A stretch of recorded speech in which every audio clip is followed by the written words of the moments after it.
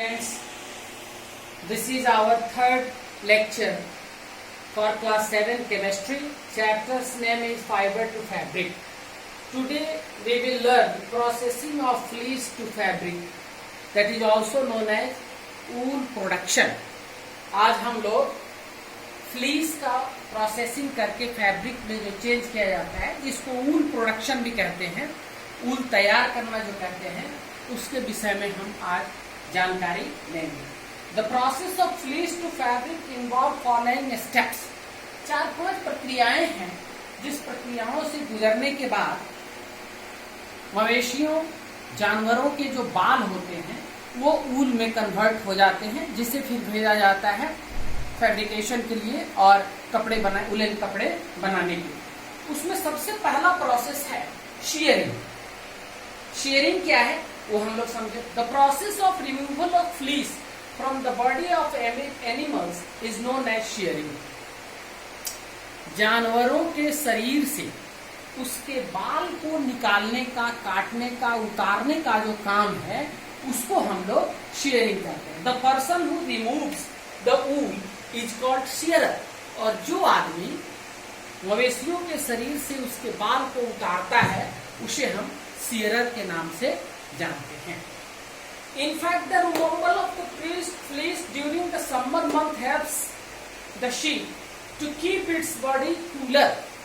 वास्तव में शेयरिंग का काम, मवेशियों के, जानवरों के शरीर से बाल उतारने का काम हम लोग गर्मी के सीजन में करते हैं, गर्मी के मौसम में करते हैं।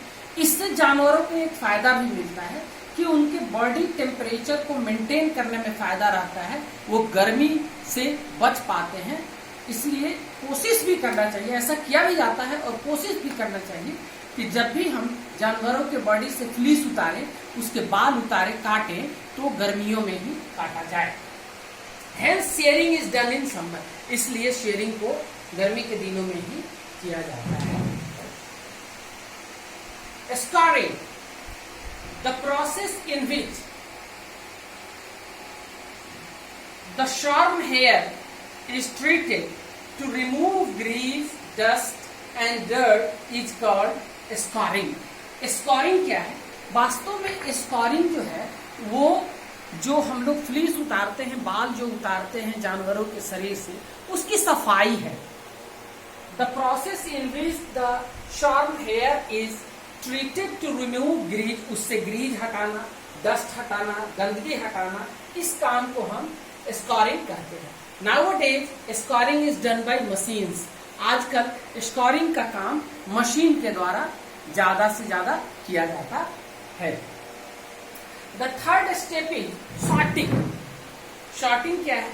The process of removal of any damaged and stained wool from the fleece is known as sorting. यानी ये कह क्या रहा है कि जो भी हम लोग ऊन उतारे हैं मवेशियों के, जानवरों के शरीर से, उसमें कुछ टूट जाते हैं, कुछ छोटे हो जाते हैं या कोई स्टैंड वाले रहते हैं, उन बेकार के जो हमारे फैब्रिक फॉर्मेशन में मदद नहीं करते हैं, उससे दिक्कत ही होती है, उसको हम लोग उसमें से छांट देते हैं। इसी को हम लोग शॉर्टिंग भी करते हैं। शॉर्टिंग का वास्तव में मतलब छटाई ही होता है।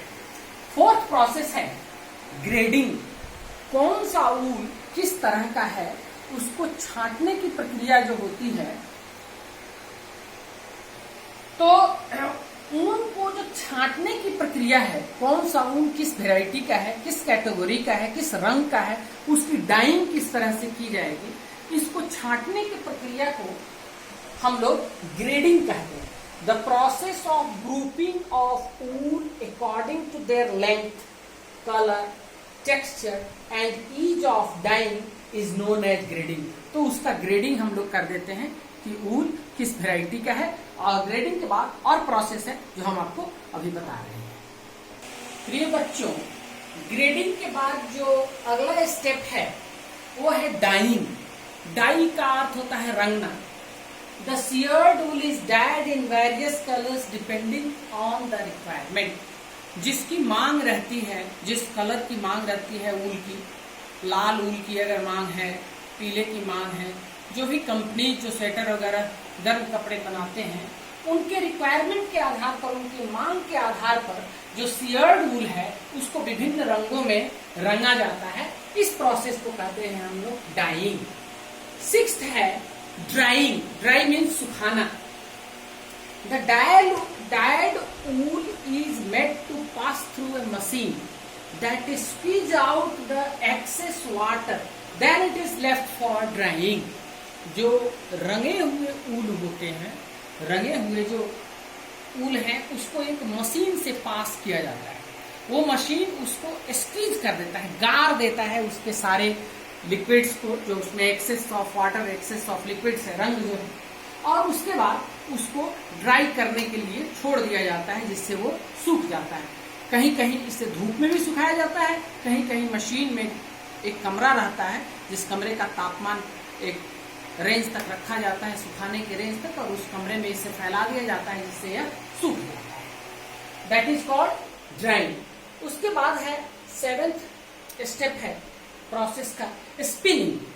The fibres after drawing are wired, straightened, combed, washed, twisted and spun into yarns for keeping them under rollers to stretch them and twisted into yarns। अब जब सूख जाता है उसके बाद हम क्या करते हैं, the fibers after drying are wired, उसके बाद उसमें हल्का तेल लगाया जाता है जिसको wired कहते हैं।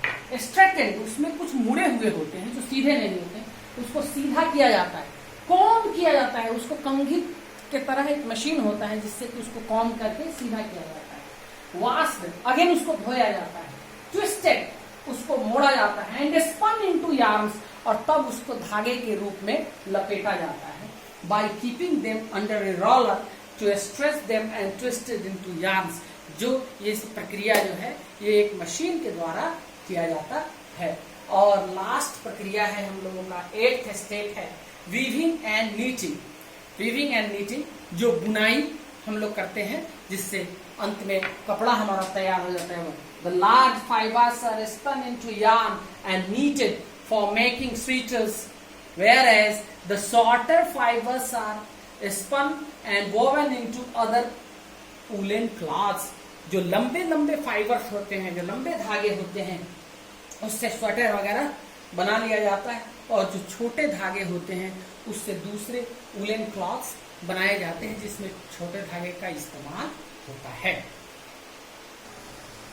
प्रिय बच्चों, the leading commercial producer of wool are Australia. जो सबसे ज्यादा वूल प्रोड्यूस करता है अभी वर्ल्ड में, उसमें 1 नंबर पर है ऑस्ट्रेलिया, दूसरे नंबर पर चाइना, और तीसरे नंबर पर न्यूजीलैंड है।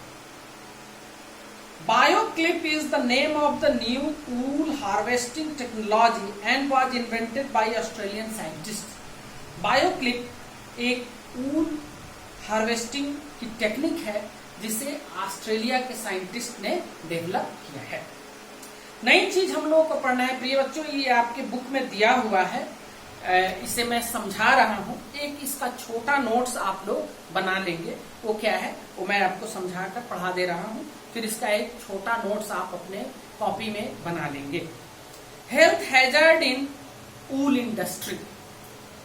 हेल्थ से, स्वास्थ्य से संबंधित समस्याएं वूल इंडस्ट्री में उसके वर्कर्स को होती हैं, उसके बारे में हम लोग पढ़ रहे हैं। The major health hazard faced by the people working in the wool industry is an infection called anthrax. एक इन्फेक्शन होता है जिसको एंथ्रैक्स कहते हैं। यह अक्सर वूल इंडस्ट्री में काम करने वाले वर्कर्स को हो जाते हैं। It is common bacterial disease of goats and sheeps. यह होता कहां से है? यह गोट्स एंड सीप से बैक्टीरिया के थ्रू आता है, जो उसके फ्लीस में, जो उसके वूल में आता है, उससे हो जाता है। And might affect the workers involve in the sharing and sorting process. और शेयरिंग और सॉर्टिंग प्रोसेस जो हमें पढ़ाए हैं थोड़ी देर पहले, शेयरिंग और सॉर्टिंग प्रोसेस में जो वर्कर्स होते हैं उसको यह इन्फेक्शन लगने का डर रहता है और लग भी जाता है। It is also known as sorters disease. Anthrax को सॉर्टस डिजीज भी कहा जाता है, क्योंकि जो सॉर्टिंग के काम में लगे हुए वर्कर्स रहते हैं 90% उनको ही ये होता है। This disease lead to skin, lung and intestinal disorder.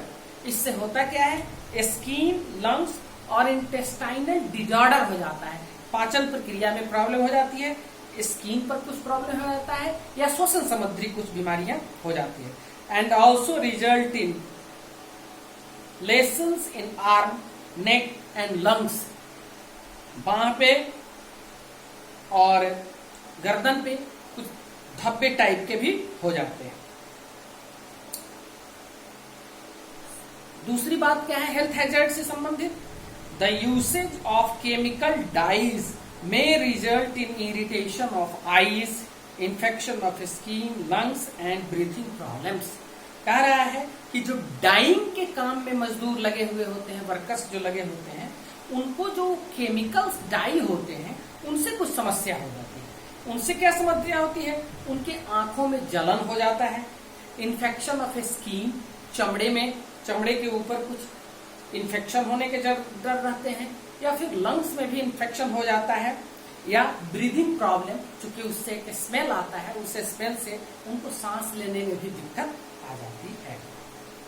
Third health hazard का थर्ड पॉइंट है inappropriate ventilation, high temperature and humidity at the workers place can harm the general health of the workers. एक समस्या है वूल production factories की, क्या है कि inappropriate ventilation, सही वेंटिलेशन, हवा का आवागमन उनके कमरों में जहां वो काम कर रहे हैं वहां नहीं हो पाता है। हाई टेम्परेचर, टेम्परेचर हाई रहता है, एंड ह्यूमिडिटी, और ह्यूमिडिटी भी रहती है। At the workers place can harm the general health of the workers, जिससे कि सामान्य जो स्वास्थ्य है वर्कर्स का वो प्रभावित होता है। Hearing loss is another health hazard faced by the workers of the wool industry due to the loud noise made by the machines during the process of the wool। ये क्या कह रहा है, हियरिंग लॉस, सुनने की समस्या भी वहां वर्कर्स को होती है।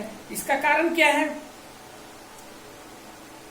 hearing loss is another health hazard faced by the workers of the wool industry due to loud noise made by the machines।